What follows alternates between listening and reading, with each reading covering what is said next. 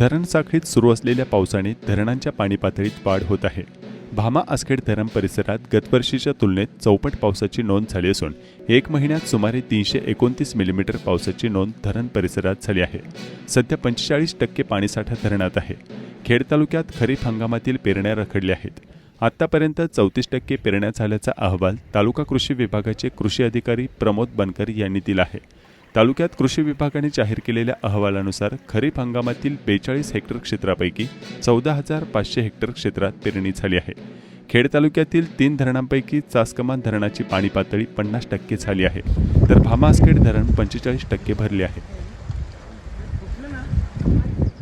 गेल्या आठवड्यात 24 जून रोजी भरलेल्या या धरणाच्या सांडव्यावरून 1300 क्युसेक्सने पाण्याचा विसर्ग होत आहे। हे पाणी चासकमान धरणात येत आहे। चासकमान धरणात आज मितीला 55% पाणीसाठा झाला असून गतवर्षी 15.99% इतका पाणीसाठा होता। धरण क्षेत्रात 340 मिलीमीटर एकूण पावसाची नोंद झाली।